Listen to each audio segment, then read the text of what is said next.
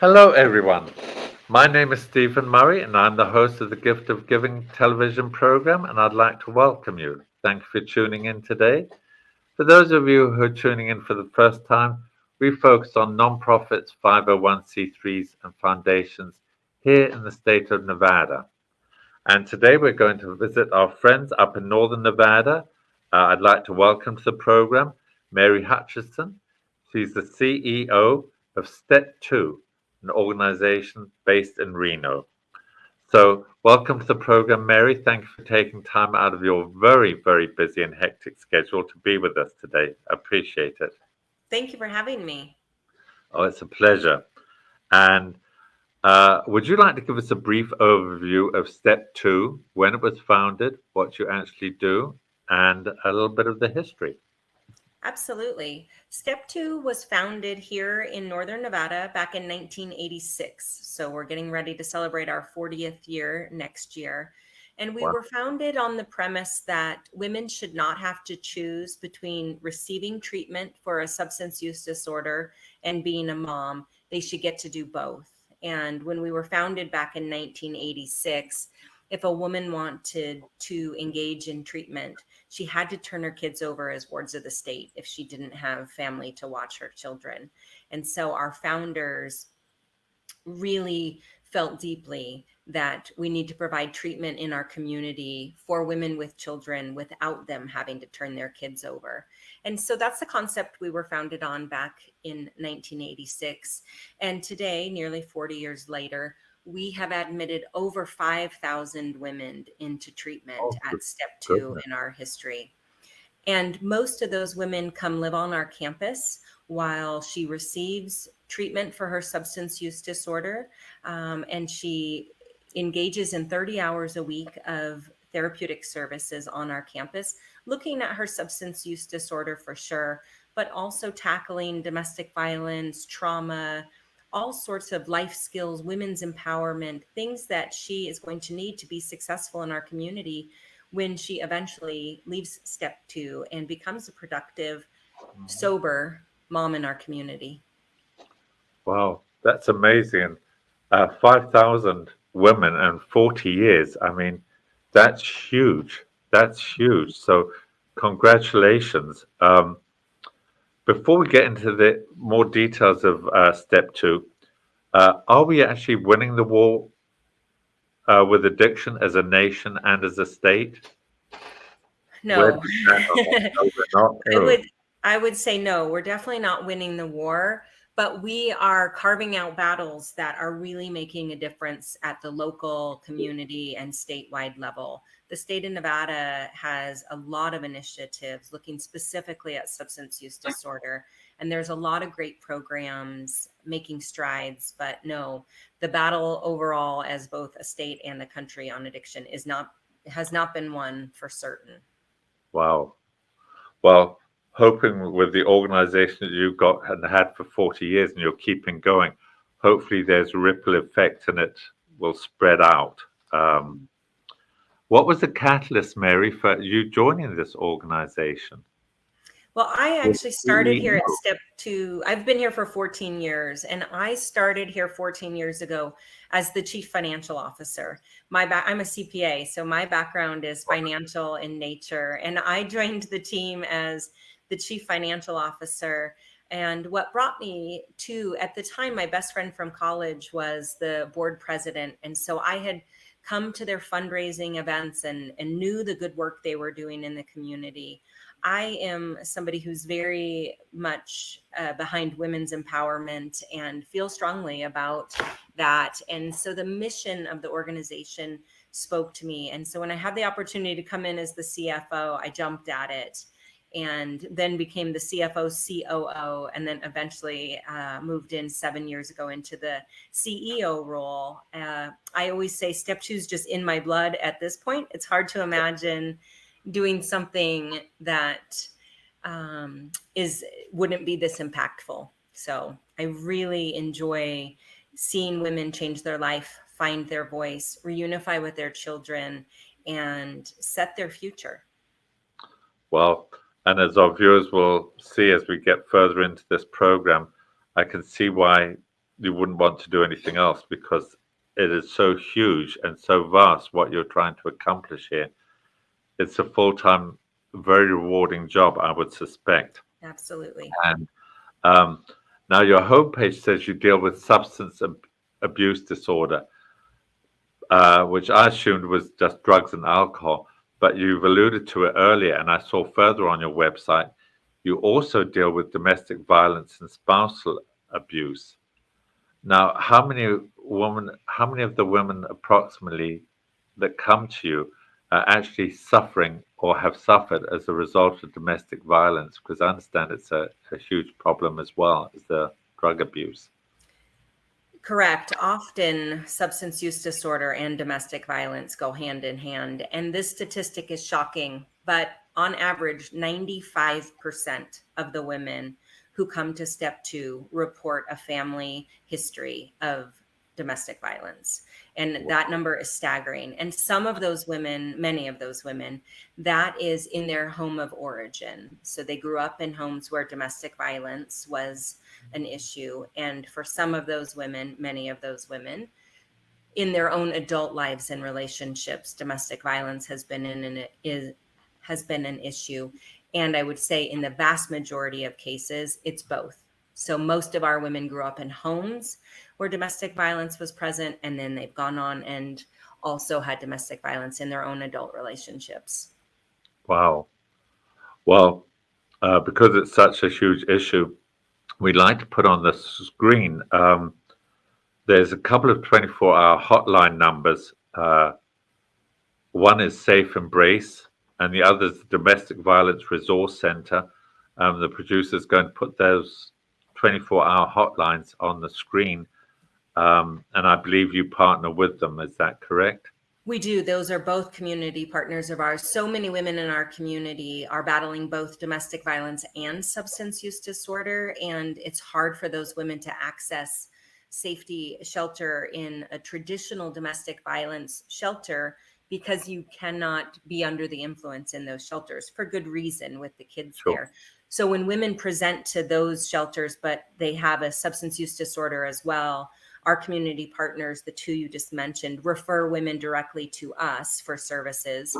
And the flip side of that is on occasion, we have women come to step two looking just for shelter and safe housing. They are not battling a substance use disorder. So we will refer directly to those two community partners. Okay. Now, I know that obviously you handle women's substance abuse and domestic violence, but there are some men who suffer from domestic violence too. Now, do these two hotlines, to your knowledge, do they handle men who call in, to your knowledge? I'm not sure if they do direct services for men, but I know for certain they refer men for services here in our community. There are programs in Reno that offer domestic violence services for male victims as well. Okay. So there is some help for them. Mhm. Now, before we go to the break, you're based in Reno, but what is the geographical area that you actually cover? I mean, if somebody from Carson City calls or from Elko, um, will you take them in? Oh, absolutely. We cover the entire state. Oh, you do? At any given time, we have women up here in our treatment program from Las Vegas, from Ely, from Elko, from Winnemucca. Oh, Carson City's just right down the road, so we always have women from Carson for sure. But we also have women come from Northern California often as well. wow.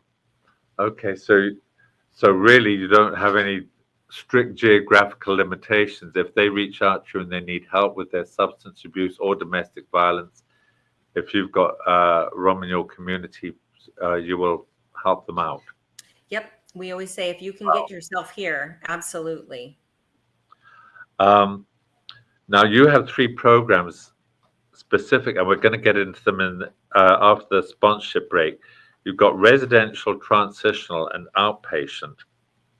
Um, but if you have drug addicts and women with alcohol problems, and then you've got the women who have been physically abused, they've all got different needs, and some of them they have the needs. They've got all three conditions. Um, how do you house them and address all their needs when they're all so different? We specialize and pride ourselves on our individual treatment here at Step 2. So each woman that comes into treatment is thoroughly assessed, and a case plan is created for her and a treatment plan for her clinical treatment while she's here on our campus. And Step 2 is a very holistic program. So we're not just looking at the drug or alcohol use disorder. We're also looking at parenting supports and domestic violence and all of those things. So we create an individual treatment plan for each woman, and that follows her through every phase of treatment that she is here on our campus. Wow, that's truly amazing. You really are a wonderful organization. We're going to take a brief sponsorship break. Please, viewers, stay with us. We're going to be right back, and we're going to learn about their residential programs, their transitional program, and their subsequent outpatient program. All very, very, very worthwhile. Please stay with us. We'll be right back. Introducing Pacific Coast Capital, your partner in finance. We provide financing for your business. Speed, flexibility, and creativity are the foundation of our service. We'll help you navigate through change and opportunities. Our 90-plus years of experience ensures quick turnaround on loan decisions. Ride the wave to prosperity with us. Ready for new funding? Visit our website today at pacificcoastcap.com.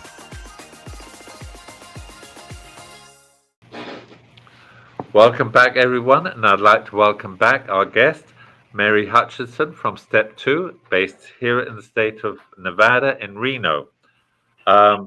We're going to talk about your programs in this section, and there's a lot of ground to cover.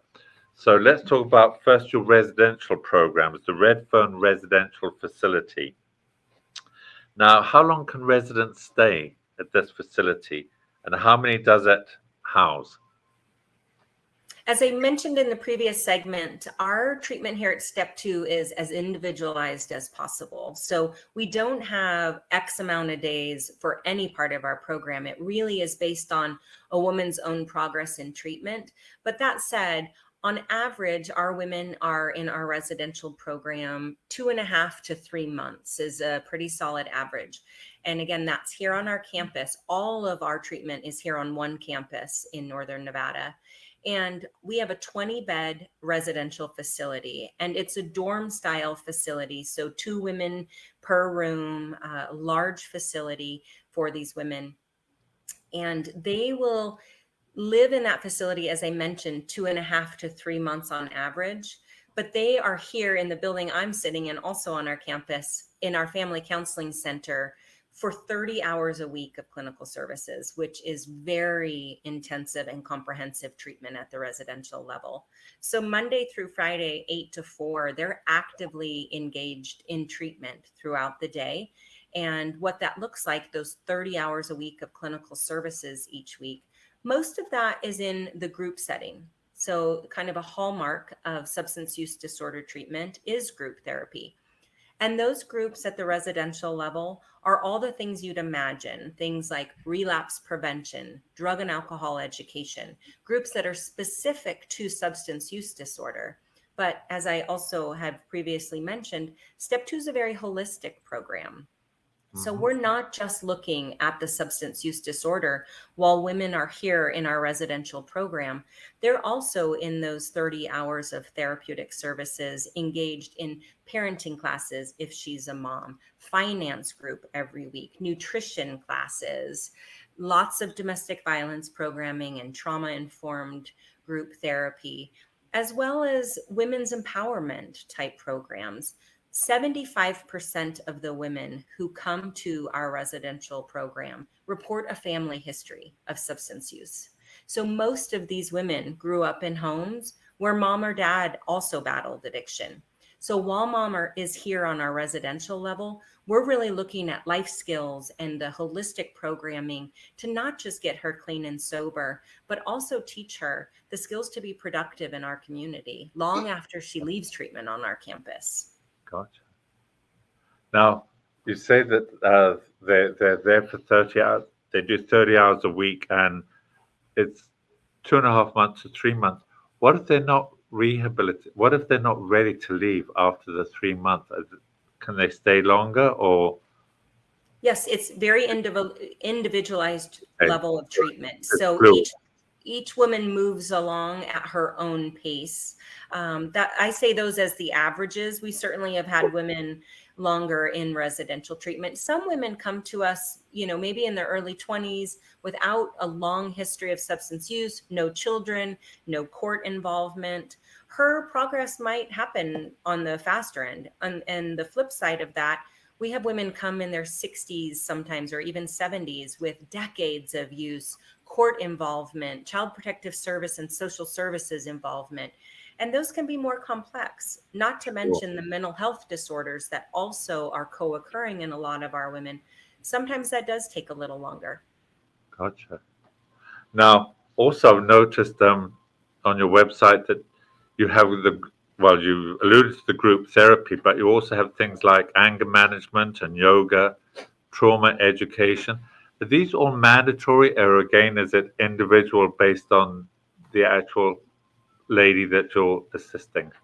Most of our residential groups, so that 30 hours a week of treatment, all of the women in residential treatment go through those groups. We do have some that are not mandatory. And I'll say, for example, a parenting class. If a woman isn't a mom, well, most of our women are moms. You don't have to be a mom to come to step 2. You just have to be a female. And Sure. so when the treatment plan is created for each woman, we really look at some of those individual things. She won't be put into the parenting group if she's not a mom. So that's an example of that. We have a smoking cessation group and program, and for our non-smokers, they don't necessarily go through that group as well. But the kind of bread and butter groups of our residential treatment, finance, nutrition, everything related with drug and alcohol education, all of the women go through those groups as part of their treatment plan. Perfect. Makes perfect sense. A lot of thoughts gone behind these over the 40 years, I guess. Okay, let's move to your transitional program. Now you have what you call the Lighthouse Campus. So these are now cottages.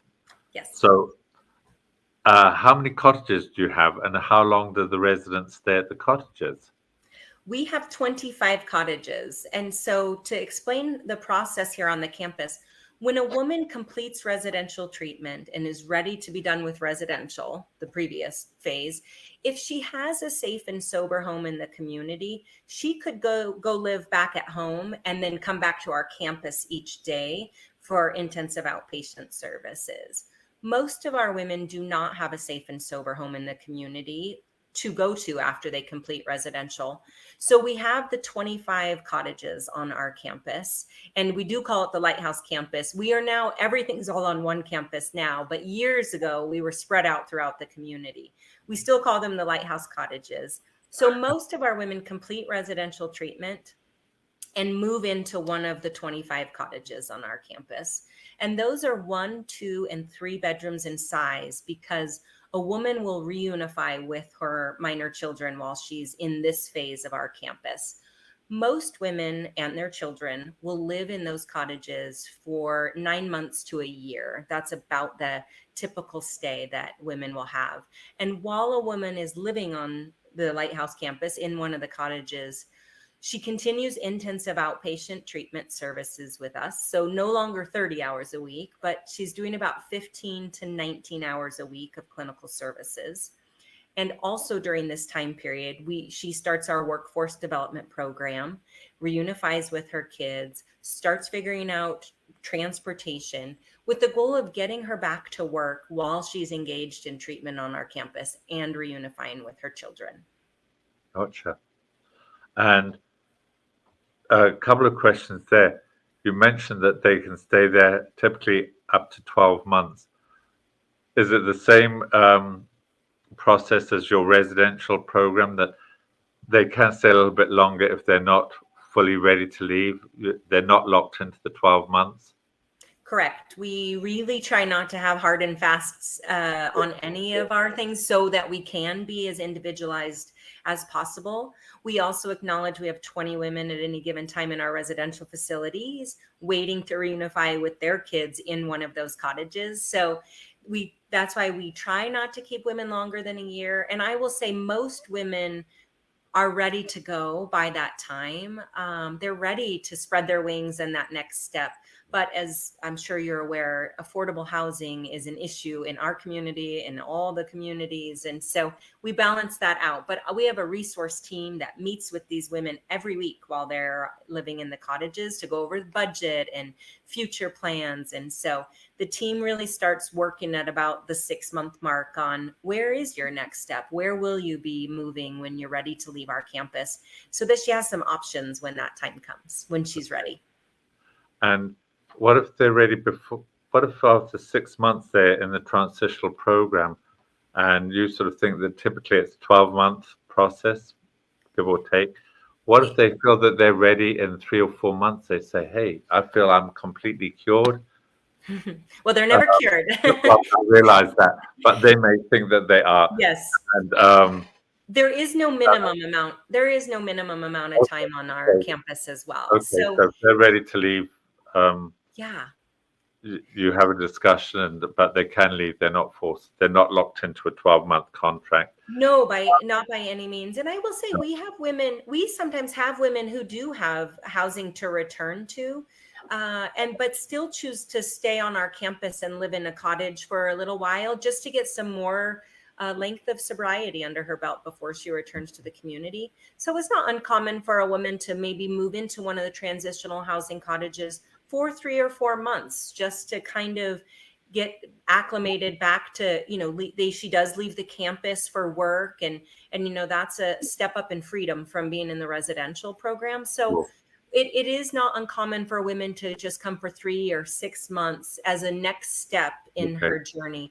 And it's also not uncommon then for her to, maybe if she only stays 3 or 4 months and moves into the community, to continue to stay engaged with outpatient treatment. She still will come to our campus for treatment, but she's ready to live off campus. That is common as well. Okay. Now, in the transitional program at the Lighthouse campus in these cottages, their children can come and live with the mothers if they have them. Is there a limit? What if they've got five children and these are small cottages? Yeah, 5 is the most I've seen live in a cottage, actually. Also, they do actually have. You do allow them. We have 3 bedrooms. Yep. So we have 3 bedrooms, and we'll put the 2 kids to a room. And usually, if there's 5 kids, one is small enough for a baby to stay in mom's room with her. So, it's not forever. It's not long term. And for a lot of these women and these kids, it's just about reunifying. So it's rare that we have a woman with 5 kids who are minors that she is reunifying with. But if it happens, we will house them. Perfect. We're going to take another sponsorship break. Please stay with us, folks. We're going to come back and we're going to talk about the outpatient programs that Step 2 has. I'll be right back. Tariffs, pandemics, rising inflation. The Joshua Dowden team is ready when volatility happens. Markets fluctuate for reasons nobody can control. Don't let the headlines drive your financial plan. The Joshua Dowden team at Priority Wealth Partners has served Summerlin retirees for 3 decades. Our 5-tier risk management strategy matches our strategies with your goals, with plans designed for your assets to be there when you need them. Conveniently located at the heart of downtown Summerlin. Call Joshua Dowden today or visit DowdenFinancialServices.com. Country roads take me home to the place where I belong, West Virginia, Mountain Mama. Here comes a triple yodel. Adi-yodel-ay, the-little-lee-oh, the-little-lee-oh, oh-oh-wee.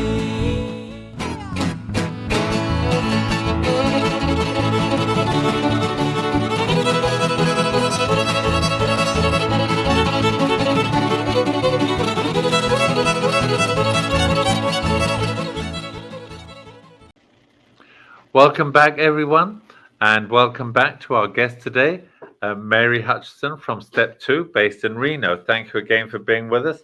And we didn't quite finish on the transitional program. So before we get into your outpatient programs, could we just wrap up the thing about the transitional program? Absolutely. I really wanted to mention that when a woman moves into the cottages, they're fully furnished. So her cottage has pots, pans, beds, couch, TV, dishes, everything she and her kids need to be successful and comfortable while living there. And then eventually, when mom completes treatment and they're ready to move out in the community, they take that whole house of stuff with them. So the pots, the pans, the dishes, the beds, TV, couch, Perfect. everything. And that's all community donations. The local community donates that stuff to us year round so that we have these items for the women and children that live on our campus. Wow, bless their hearts. Who obviously live in a very giving community up there, if they're donating all of that stuff. Um, and actually, there was something else I want to mention about that. Also, in the transitional program, I saw that you assist them in finding a job, employment assistance. Can we just touch on that a little bit? How you go about finding them employment and to the extent with which you assist them? Yes, all of the women that live on our campus go through our workforce development program with the goal to find her employment. What we know for certain is if our women complete treatment and are not able to support themselves, they will likely end up back in unhealthy living environments or with abusers. So, a big part of our program is teaching women self sufficiency.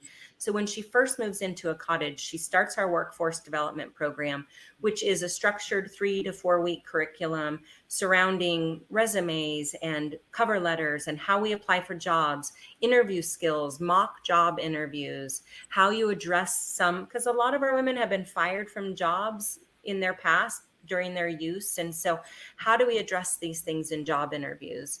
I hadn't mentioned, but the women do pay rent while they're in our transitional housing cottages. It is a low income tax project, so it is low income rent, so it's not expensive, but that's a big part in teaching them financial responsibility and the budgeting process is to teach them. We pay rent first every month before we pay for other expenses. And so they're getting to practice those skills. They don't start paying rent until they have employment.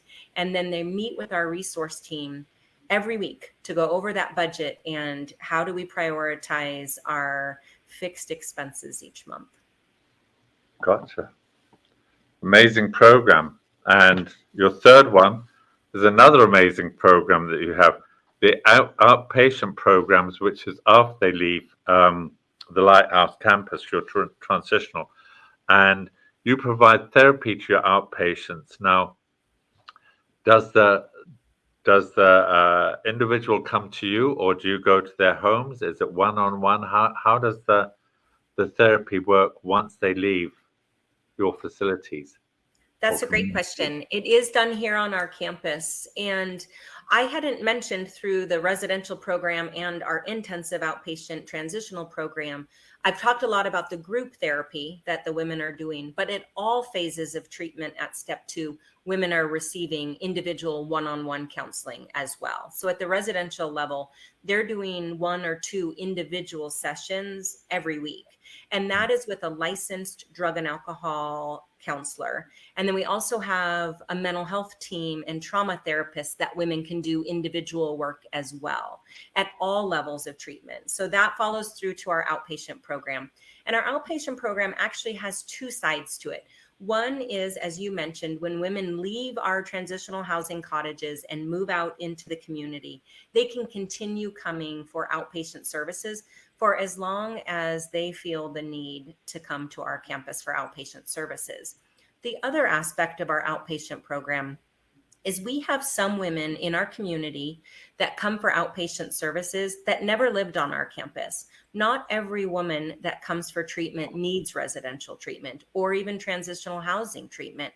We have women in the community who have stable housing. Maybe she's married, is parenting kids, but still battles a substance use disorder. And so she might not need to live on our campus. And maybe she never did. She lives in the community and just comes to our campus for outpatient services.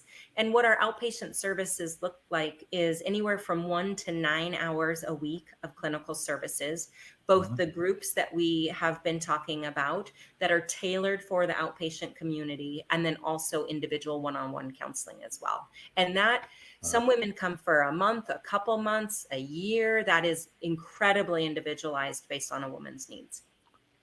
That's nice that there's no limit on the number of times they can come and visit. They can just come in as long as they need it. Also, in your outpatient, I saw that you have parenting support, childcare assistance, and you help out with medical needs. Would you like to discuss those a little bit and share with us, with our viewers? Absolutely. So we offer parenting curriculum at all stages of treatment at step 2, and that does continue and is offered to our outpatient clients. We actually have a child care facility here on our campus. Our basement of the building that I'm sitting in is a Boys and Girls Club early learning center. So it is completely independent of step 2. It's just in our building. We collaborated and partnered with the Boys and Girls Club 7 years ago to put that in our basement. And that's a 0 through 5, age 5 early learning center. And so our women on campus use that childcare facility, but it's an 80 kid facility down there. And so it's open to our community. So the whole neighborhood uses that childcare facility.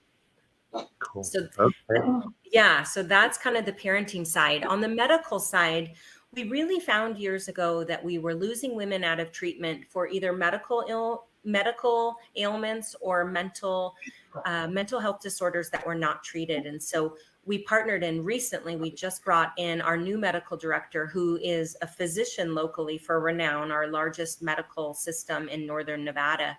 And he provides medical services on our campus. He can prescribe medications, whether that be medication-assisted treatment or mental health meds. So he provides medication here on our campus and some medical care. And then we partner directly with community partners who are medical clinics. And when a woman comes to treatment, we help her establish primary care with one of those medical clinics in our community, because so many of our women have used the emergency room as a doctor's office their whole lives, having not ever established primary care. So that's a big part of our program as well, is helping her establish primary care. So long after she's gone from our campus, she has medical services in our community that are established. Okay.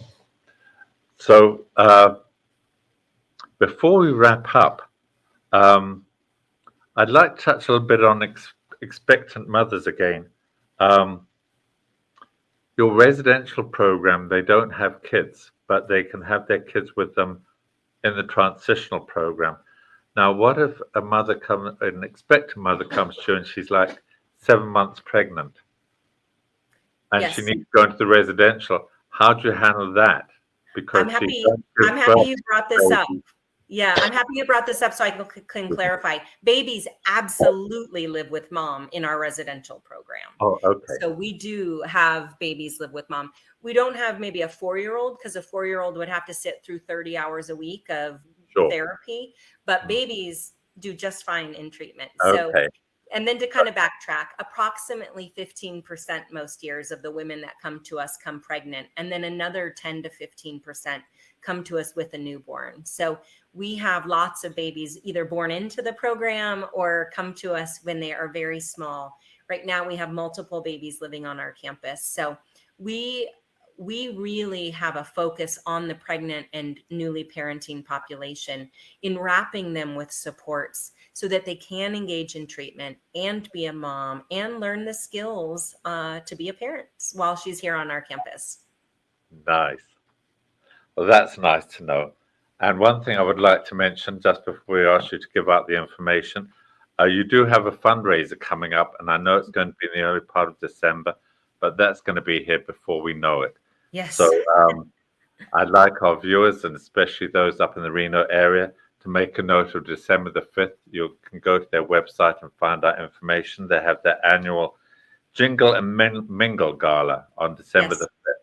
That's our largest fundraiser of the year, is the Jingle Mingle Gala on December 5th. Yeah. Absolutely. So I want to make sure we give that a plug and get the information out there.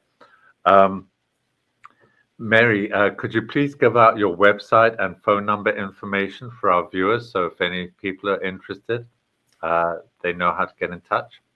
Absolutely. Our website is a great spot for either people interested in treatment or needing treatment, or also individuals that either want to volunteer or donate goods or money or come to one of our events. And our website is step2reno.org. That's the number 2 in there. So the word step, the number 2, the word reno.org. Okay. And then our phone number locally, especially for anybody interested in seeking treatment or getting more information on treatment, is 775-787-9411.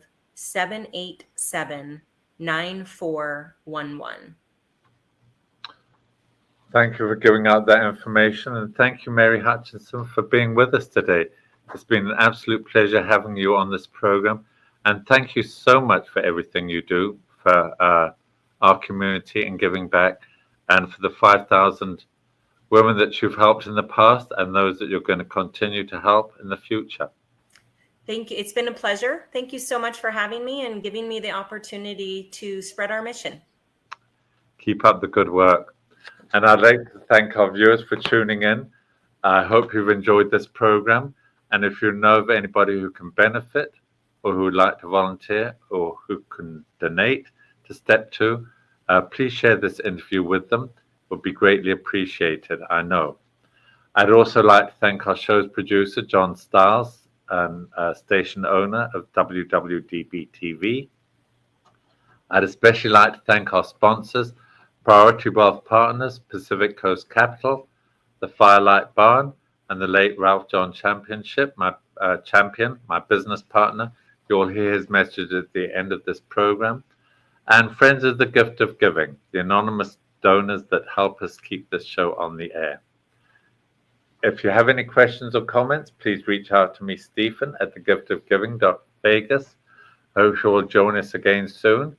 In the meantime, please stay safe, be kind to one another, and we'll see you back soon. Bye for now.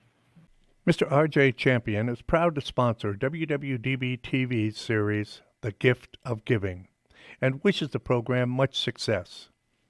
Congratulations and gratitude to the featured guests and the organizations they represent. Our community is well served by your tireless efforts to make Nevada a better state for all its residents.